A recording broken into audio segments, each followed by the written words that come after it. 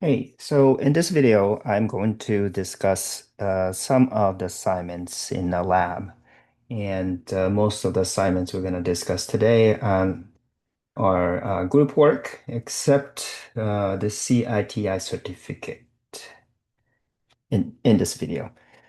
Okay, so the major project that you're going to work on as a group is a group research proposal. The group research proposal is like the plan for the research that you are going to conduct. By the way, in this course, you are not actually collect the data. So um, at the end, toward the end of the semester, throughout the semester, you will work on this research proposal. Now you have to consider this proposal as the real one as much as possible. Because I'm thinking if any of your research proposals are hopefully all the research proposals that you want to work in this lab are good enough so that you guys can go to the conference, the student conference in Missouri. I think it's next year. I think it's March 2027. And so that would be cool if you guys can do the presentation about your proposal. So, um, so again, you will write as a group, you will come up with a research proposal, but you are not actually conducting the research. You are not going to collect the real data. So in other words, you are going to pretend that you're going to collect the data. You pretend that you are conducting an experiment, but in this course, you're not doing any of that. You just write a research proposal. So you're going to learn the process of coming up the research ideas, finding the relevant peer-reviewed journal articles, and then you will write the research method, the reason that you're conducting the study, the research methods, how you collect the data. But in this course, you are not actually collecting data. Okay. Now, the research study that you will discuss in the proposal has to be experimental and simple enough to carry out, even though you are not going to collect the data. You are not going to conduct the study. But still, it has to be the simple enough if you are actually collecting the data. And also, the study itself has to be meaningful and interesting. You guys know I hope you guys know what the experimental research means. But the experimental research study means that in this type of research, researchers manipulate a variable and see if the variable influences the dependent variable. So, for example, let's say you are interested in the effect of the color of the wall on your attention, right? So in this example, the independent variable, which is manipulated by the researcher, will be the color of the wall. And the dependent variable is the measurement. So in this example, that will be the test, the attention test, some kind of attention test. And so the we have in this example, we have a single independent variable, which is the color of the wall. And the researchers can decide what color we're going to use. So let's say we are going to use yellow versus green. So we have two levels. Now we still have single independent variable, which is the color of the wall, but we have two levels. So um, for the independent variable or dependent variable, we have to have at least two levels.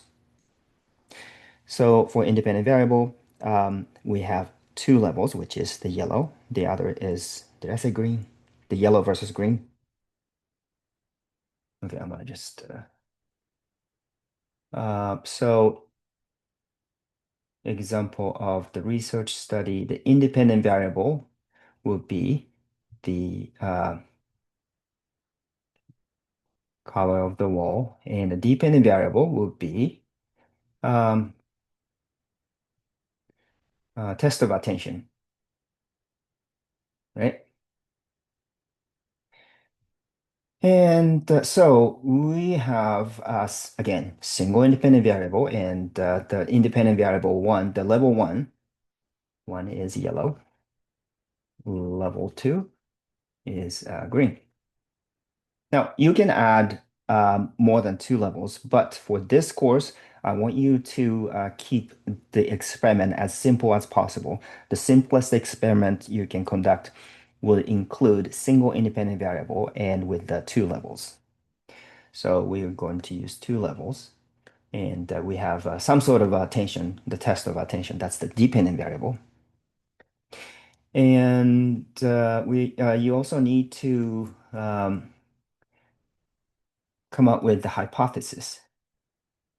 Hypothesis means it's the prediction of your study. So this hypothesis has to be based on theory. And a theory is the bundle of explanation based on the scientific data. And good theory has to have a good amount of the past research data. And you will come up with a hypothesis based on this theory. So this is why you need to look at the past research articles and to see what theories they are coming up with. So I think, if I remember correctly, the attention will be facilitated if the participants are surrounded by uh, color of yellow. So I don't know there may be the name of the theory, but I don't know the specific name of the theory. But um, there has to be the theory that explains the relations between the color and attention. So you will need to find out if this is the research study you want to conduct hypothetically in your the research proposal. Then you need to find the research articles and also hypothesis. So the prediction. So in the yellow, wait, how do I say this? So the test of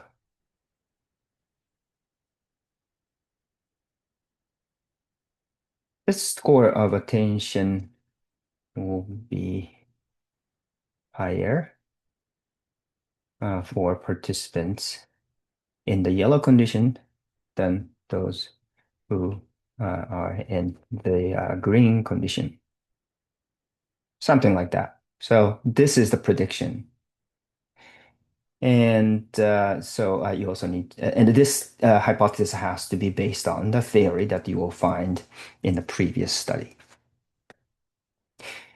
Okay, so this is just one example, but as you can see here, we're gonna talk about a little bit more about the sample research ideas. So let's move on here. Now, once you come up with the preferred research question, this is one of them, right? And you need to come up with three preferred research questions for this assignment, which is due on Thursday, September the 10th. So, in this assignment, you will come up with the list of three the research questions. So for each of the items, you will need to include the independent variable, the dependent variable, and then hypothesis. And you don't have to include the theory yet, but um, it will make the second assignment, the source for group research proposal project, easier if you first find maybe one or two research papers and then generate your original research study based on the research paper that you found. Because Oftentimes the students come up with interesting research ideas, and then I approve the research idea, right? And then they try to find the research article relevant to that approved research idea. But some of them have a hard time finding the right research article. So although it's not required, I think it's easier for you guys to find the research paper first and then generate the hypothesis and your original research question. Okay. And oh yeah, I already have this, what you need to include on the list of research questions, right? So the two conditions. That means that one condition is a yellow, the other condition is green. So therefore, there are two conditions. And I put one independent variable. I should have said one independent variable with two levels.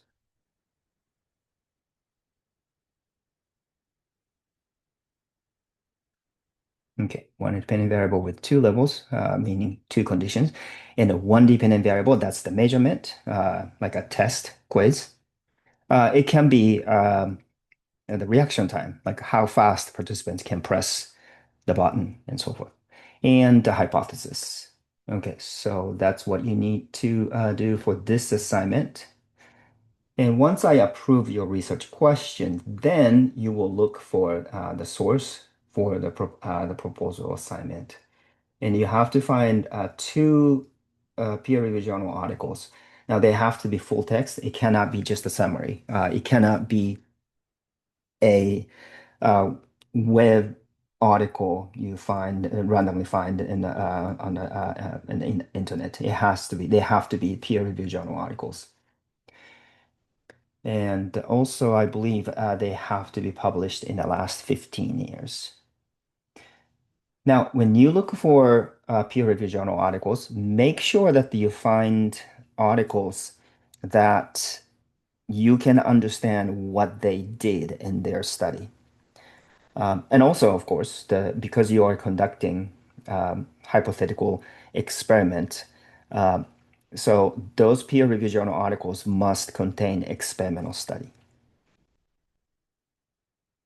Um, and oh, also, I need to go back a little bit about the simple enough to carry out. So what that means is that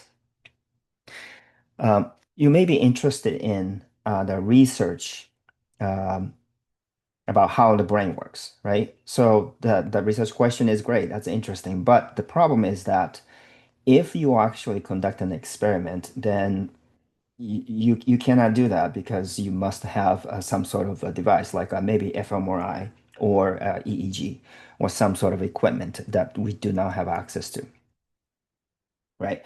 So you will need to come up with a research idea that, for example, uses a paper and pencil, um, or maybe a Google Forms.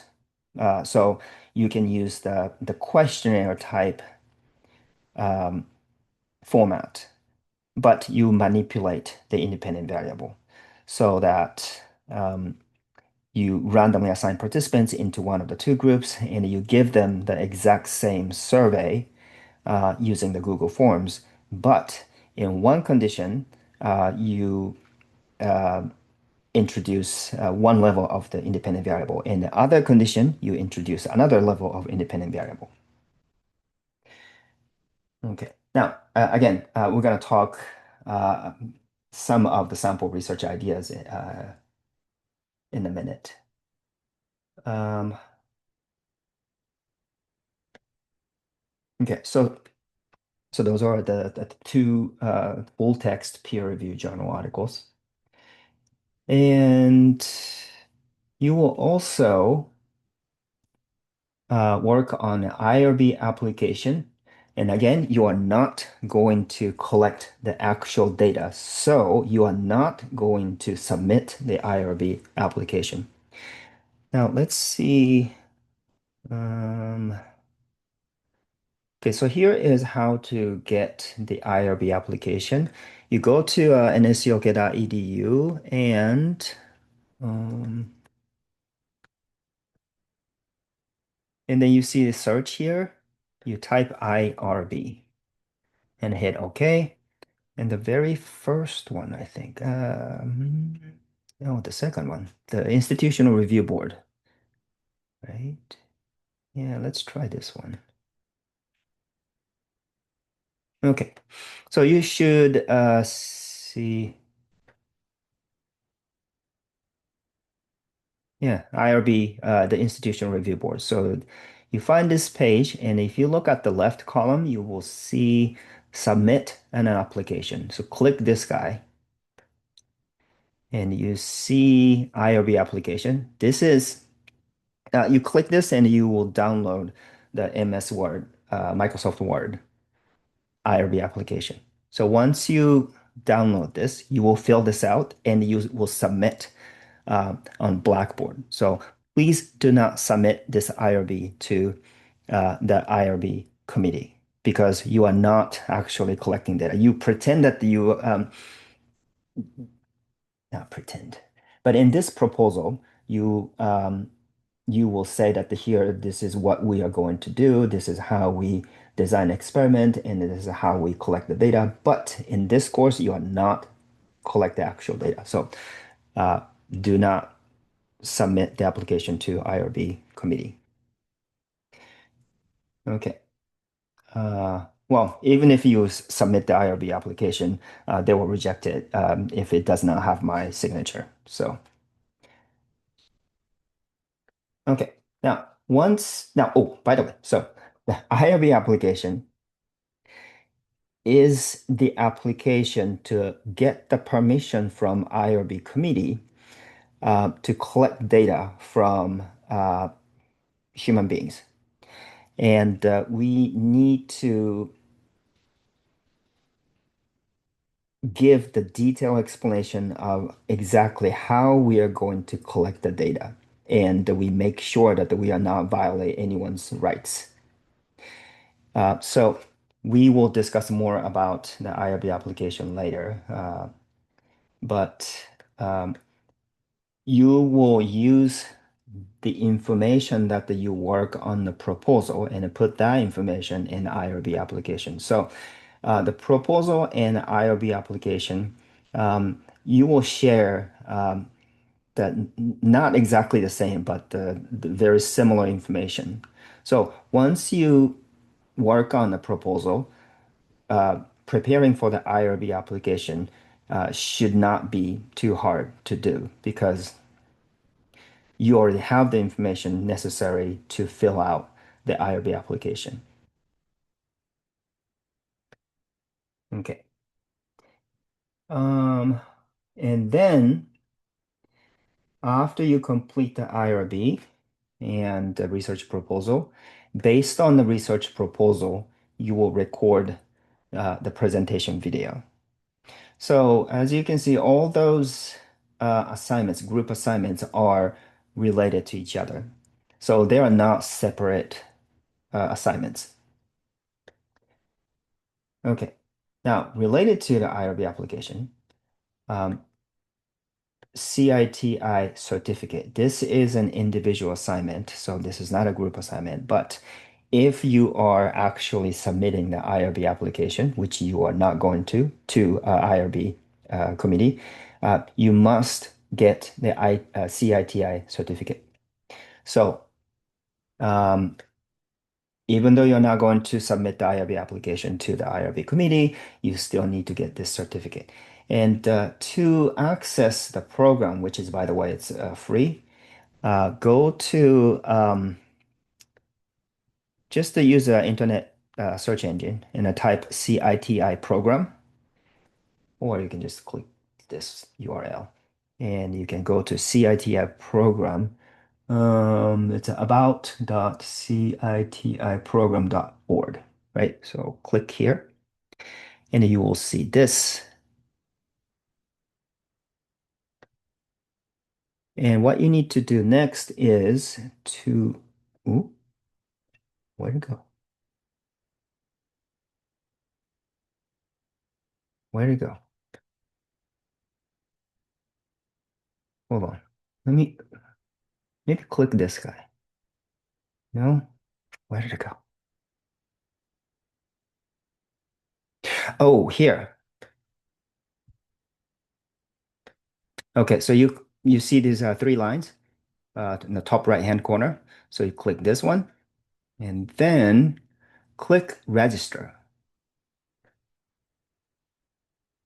And you see select your organization affiliation. You click this one. And now you type Northeastern State University.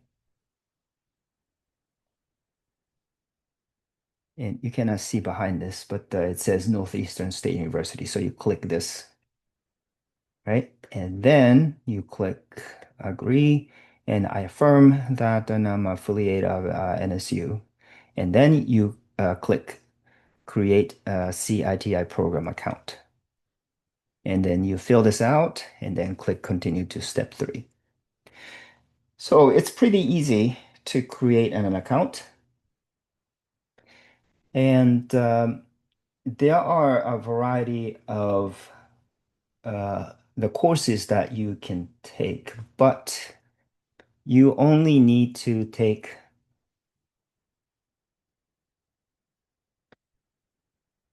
the minimum program, the first program that is required, CITI. Where to go? Here, CITI certificate. It's on the syllabus. So it's free for NSU students. Yeah, so it has a mandatory training and oh, this one. The Social Behavioral Educational Comprehensive Course, or SBE. So you can, of course, take the optional courses, but that is the required. This SBE course is required for uh, an experimental site course here. And once you pass this course, which I don't know how long it will take to complete, I think I spend probably just a day, maybe 4 or 5 hours to complete. I think I was able to complete this within a day. But you might take more than a day to complete it. So please do not wait until the last minute to work on the certificate course. Now, this is the certificate, and which is valid for 3 years. So this is an individual assignment. Okay, we already talked about the IRB application. Yeah, so this is the way how to get the IRB application. Now, I want you guys to download the IRB application, and I want to go through um, each of the pages, and so that you get to know what you need to fill out in this application. And again, I'm going to create a separate video talking about the IRB application. Okay. Now I want to talk a little bit about the sample research ideas. And of course, you can use any of those the research ideas, or you can come up with your own research ideas. The first one is perceived bias in pain recognition. So research suggests that um, there is a bias based on race, the patient's race. So physicians tend to perceive Black patients being more tolerant toward pain than white patients. So, to test this research idea, you can ask participants. Now, this can be done online. So, let's see. You can ask participants the several questions like, imagine you give them the description. Imagine that you are a nurse or you are a physician, and you have a patient, and your task is to assess the level of pain that the patient is experiencing. And please rate the level of pain that you think that that person is experiencing from like on the Likert scale from 0 to 10 or 0 to 100. So 0 being no pain at all, and 100 is extremely painful, right? And so you can ask the exact same question to all the participants, but you randomly assign participants into one of the two groups. In the one group, you tell them that the participant is black. This hypothetical participant is black individual. In the other group, you tell them that this patient is white. So that's the manipulation. So in this example, the independent variable is the race of the hypothetical patient, and the level is black versus white. And the dependent variable is the Likert scale, of the perceived pain. So this study will be super interesting, and also it's really easy to conduct. By the way, if you create a survey, like asking them the level of pain, um, you should include not just a single question, but also other questions. Um, I can't think of right now any other question that you should ask other than the characteristics of the participants. So we also need to collect the characteristics, like whether or not they are female, male, their race, which is important. The participant's race may or may not be important, um, and their age, and their education level, and maybe their major. So you will need to collect the demographic information of the participants. But yeah, so if you're interested, you can look up the peer-reviewed journal article and see what the researchers found. Uh, Similar to the first research idea, the racial bias in hiring. So in this experiment, you can give just like the first research idea, you can give participants the exact same information. Like in this case, maybe uh, the resume, right? So you give all participants a resume to look at, and you ask them that, okay, pretend that you are the hiring, you are, how do you say, hiring person, HR, you're working for HR, and your company needs to hire one individual. And maybe you're working for a bank, or maybe you're working for the restaurant or something like that.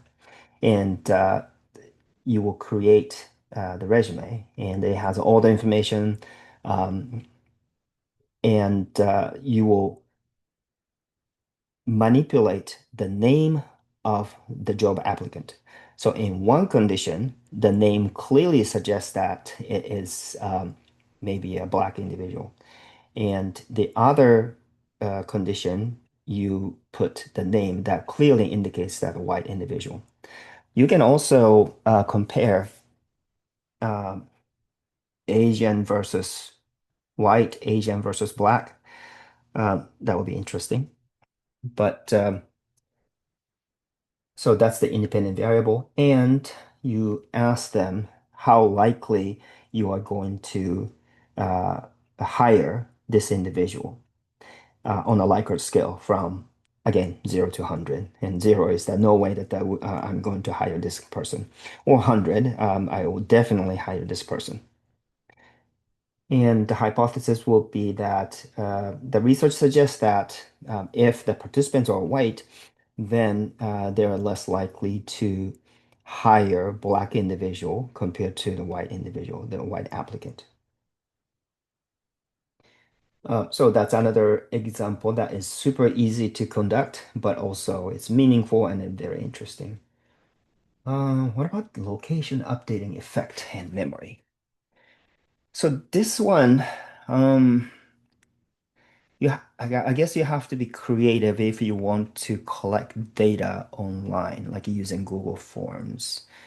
Um, I think the original study was done in a way that at first participants are asked, oh, let me give you an example, the everyday example.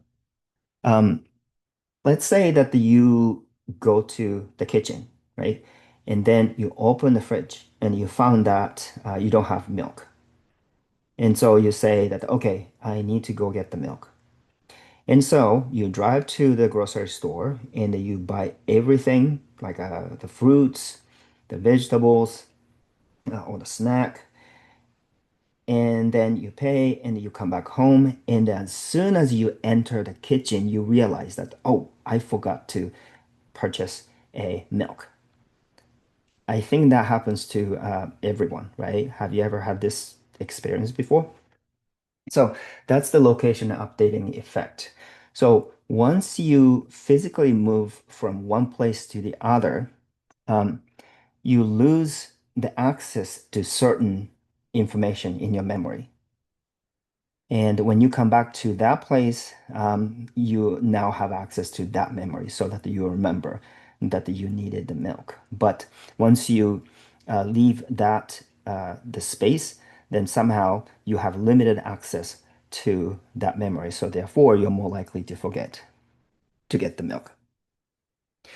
So um, you can ask participants to memorize a list of words, right? So there are two condition, the two groups of participants, and for both of the participants, you ask them to memorize a list of words, and the half of the participants they will be asked to walk around in that same room. The other half of the participants, you ask them to leave the room and then walk to another room. And then you test their memory, how many items they remember.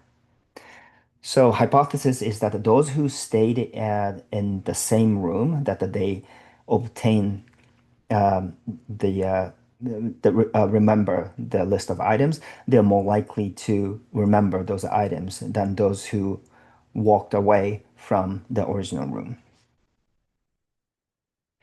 Now, the reason that I would ask them to walk, um, no matter which condition they are in, that is because the reason is that you need to set the environment as the equivalent as possible, except the independent variable. Because if you ask the first group of participants to just sit there and then 5 minutes later you ask them um, to take the test, right? And then the second group you ask them to walk from one room to the other and then you give them a test. The problem with this type of design is that because one group stayed there, the other group walked. If you find the difference between those two groups, it's possible that there is a difference, not because of the location, but because they did not walk, or they whether or not they walk, right? So whether or not they walk is not the the things that you are looking for. What you're looking for is the location. So this is why both of the groups should walk the same distance. But one group, they should stay at the same location.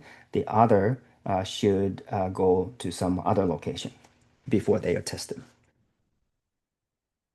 Okay, what about the perception of time? So we all experience this. If you go to the theater and watch the movie, If the movie is really, really good, then even if it's a 3 hour movie, you feel like it's not that long, right? But if you are watching a very boring movie, then the 3 hours feel like 10 hours. So the perception of time is really interesting research topic. So one thing you can do is this. Does our emotion toward the stimulus influence our perception of time passing? So in both of the conditions, both of the groups of participants, they will be asked to listen to audio tape, maybe 30 seconds, right? In both of the conditions, they will listen to the audio stimuli for 30 seconds. And then they will be asked to estimate how long. You're not going to tell them that that was 30 seconds, but you will ask them that, okay, I want you to estimate how long the audio stimuli the last went through. So the hypothesis would be that, oh, the independent variable that you are going to manipulate would be that in one condition, you will play the audio stimuli of mm, let's see, maybe a baby crying for full 30 seconds, baby crying and yelling and crying. The other condition, the audio is about maybe the birds chirping, right? So the idea is that the first audio should elicit the negative emotion.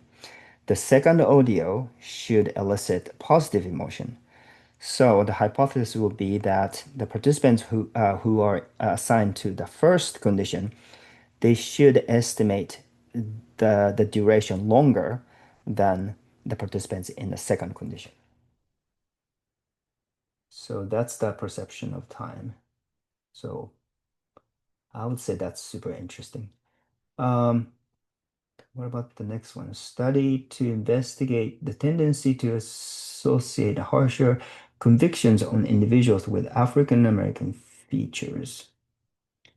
Okay, this again is about the race. Um,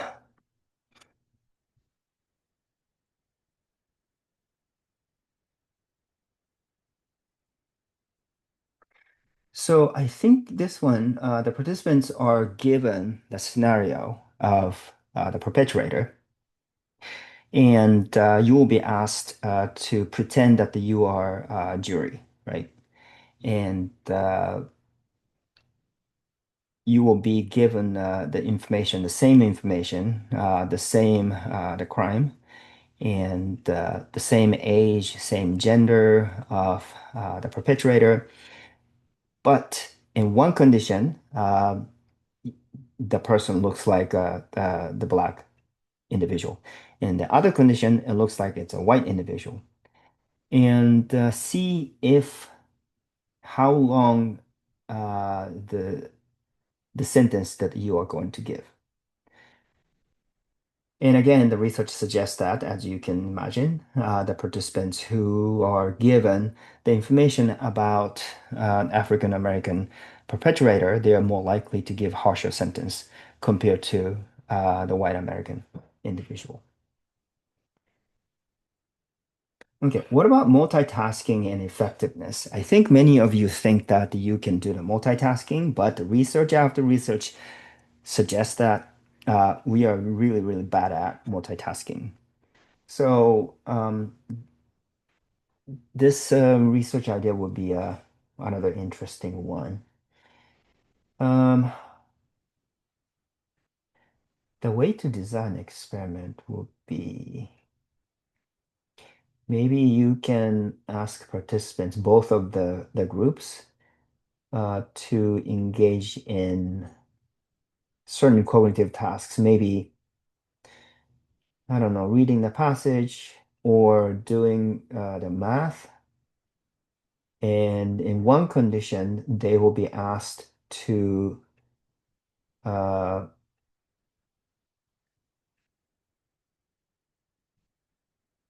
oh, what about this? So both of the conditions will be asked to read the passage or maybe a few page paper. And you will tell them that you read this passage and we will test your knowledge after this. In one condition, you play a YouTube video. The topic is something not relevant to the passage that they are reading. In the other condition, they will also watch the YouTube, but it doesn't have any visual input, maybe just a white noise. And then you test the both of the groups. And the hypothesis will be that the participants in the second group who watch the white noise video, their score is going to be higher than the participants in the multitasking condition. It's really interesting to me that many students think that they can do multitasking, but we really suck at the multitasking. We cannot do the multitasking. Next research idea, does explaining something improve memory? Okay, so this is um, we discussed this in a cognitive psychology course, but one effective way to study material is to pretend that you are going to explain what you learn to someone. If you can explain to someone what you just have learned, then that means that you actually understand the materials. If you do not understand the materials, then you won't be able to explain to someone else, right? So this is actually one of the effective ways to learn new information. So you can um, have two groups. Again, you randomly assign the participants into one of the two groups. And both of the groups you give like maybe a lecture, right? Maybe 20-minute lecture on something, the topic on we can do the cognitive psychology or history of psychology or something. It can be anything. Maybe how to bake a sourdough or something like that. And then in one condition, you tell them that while you are watching the video, I want you to imagine that you are going to, well, you can just tell them that after this, watching the video, you are going to explain how to make a sourdough. The other condition, you have to tell them something, but don't tell the second group that they are going to explain um, what you learn through the video. I cannot think of anything what we should say. But you get the idea, right? So after they watch the video, you test their knowledge. And the hypothesis would be that the participants who were told to explain what they learn after they finish watching the video, they're more likely to obtain higher score than the second group. The misinformation effect. I think you guys have heard about misinformation effect. Um, so misinformation effect goes like this.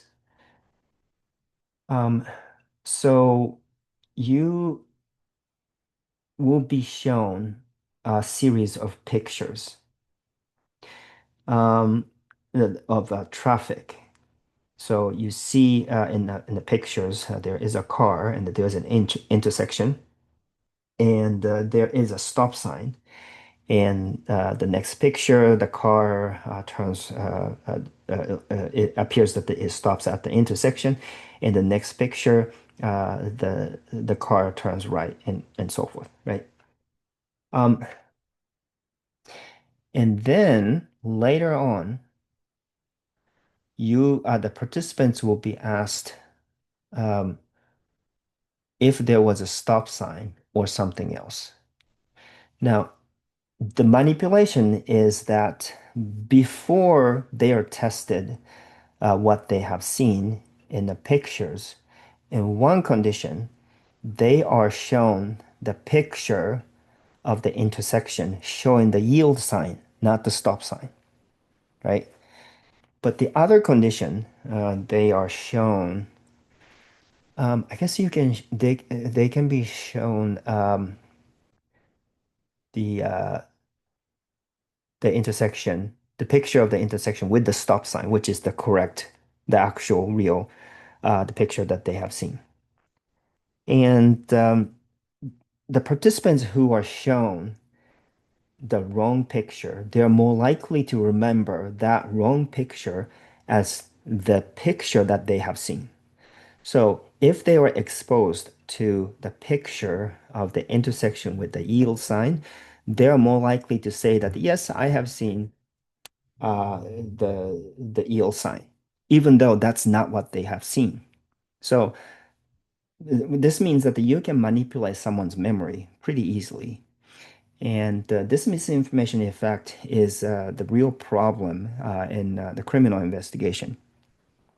The police officers may ask you to look at the pictures and point who is the perpetrator.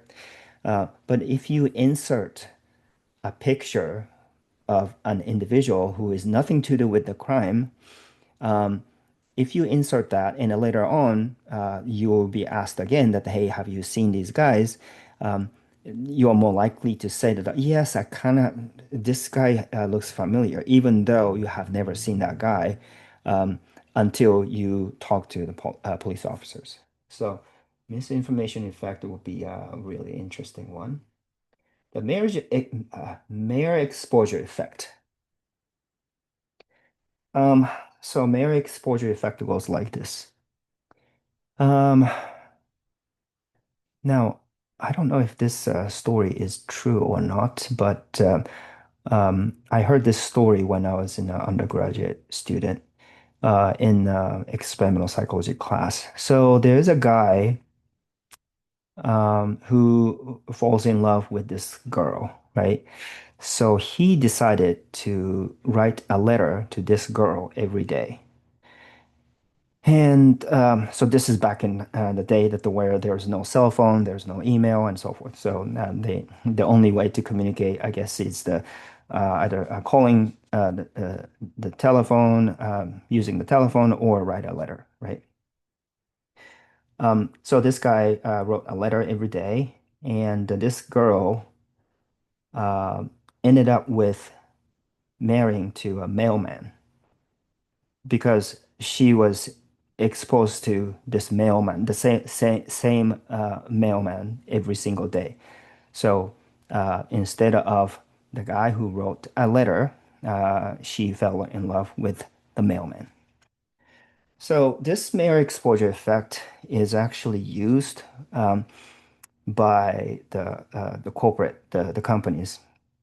You notice that when you watch the TV or the YouTube videos, um, you have noticed that you have seen the same commercial over and over, right? That is because if you are exposed to the same information over and over, it's stuck in your memory and you feel safe. Or you become familiar with that information. Therefore, you're more likely to have a positive the impression about the uh, the ad. Now, of course, it can backfire. If you, I'm the kind of the guy who get really frustrated when I've seen the same the ad over and over. But some people, even though they feel like they are really frustrated with watching the same ad over and over, let's say this the ad is about the cereal, right? And then you go to Walmart or Reser's, and then you notice the same package of the box of cereal, and you kind of feel like, oh, this box, I'm kind of familiar with this box, and so you're more likely to pick it up and purchase it. So that's the mirror exposure effect. So to design an experiment, how do we do it? Um, I guess you can. Um, show a the presentation and in both of the so you create the two presentations and you show maybe a certain character. And in one condition, you repeatedly show the same character over and over and over. In the other condition, you show the character, but those characters are different.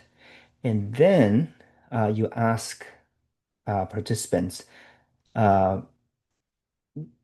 if you like those characters, and then you show them and then let them choose which character they like.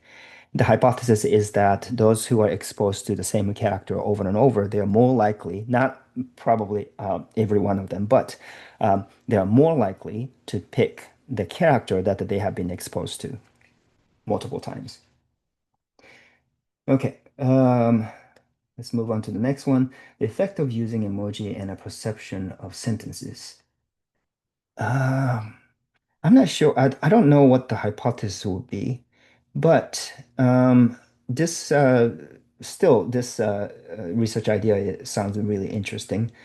So you send the text message, and I don't know if you guys use emoji or not. Some people do, some people do not. But you can examine the effect of the emoji using emoji in a sentence and see the impression changes. So you show the sentences to participants and you tell them that imagine that this is the text you receive from your friend or your like someone you know, and then both of the sentences um, express the same thing. But in one condition, you include emoji, the other condition, you do not. And then you ask them how they feel about the sentence. And then you compare those two conditions. Okay, next one. Does knowing something was written by AI change how much people like it? Okay, so this one is again easy to conduct. So you come up with a passage, right? And maybe half a page.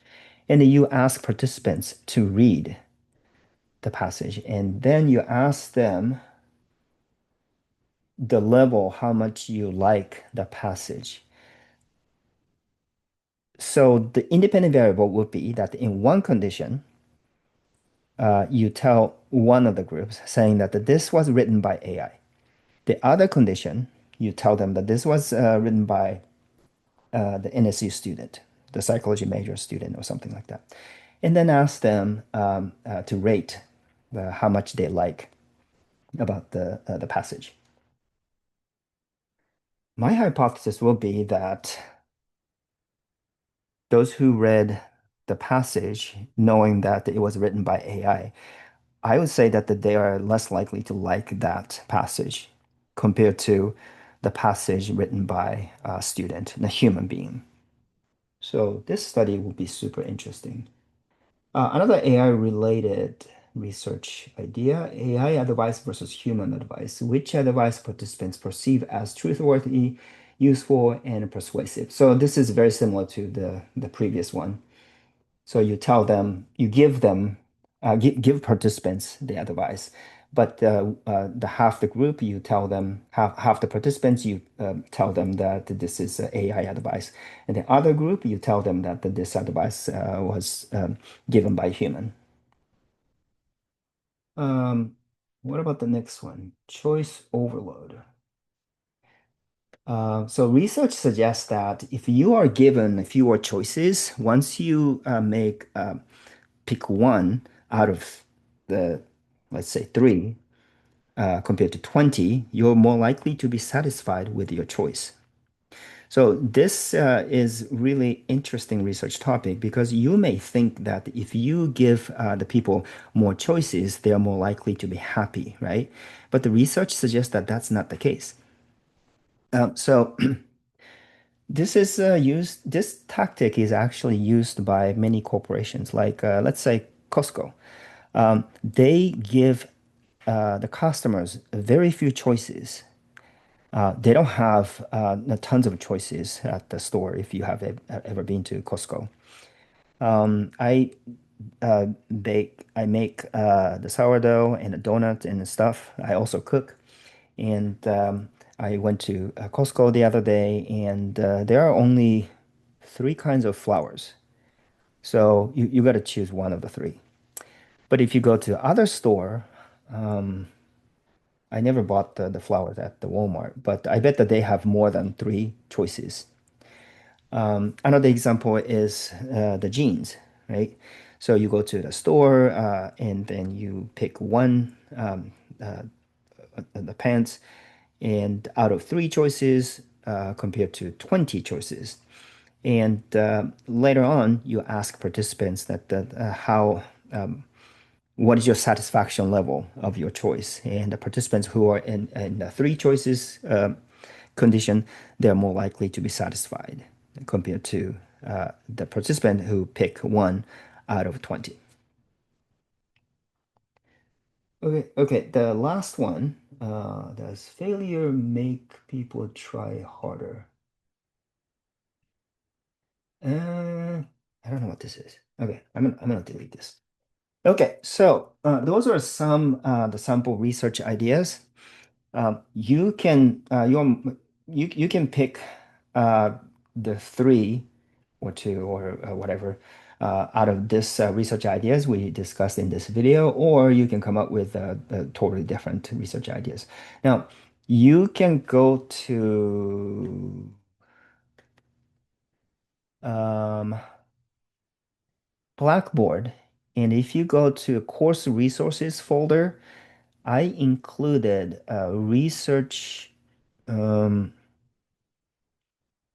I don't remember what it's called, but I included in that folder, course resources folder, um, I put the URLs where you can find the possible research ideas. So I want you guys to go there and then just click around and see if there are any research topics that interest you, and then the pick the okay, so I accidentally hit the wrong button, but we covered all the research ideas that I put on my note, so I think we are good. So I will talk more about the APA format, talk about the IRB application in a separate videos. Um, and also I will if there are any questions, please let me know so that I can record the video for you guys. And yeah, so yeah, for the next week, I am planning to record about the APA style and the research proposal.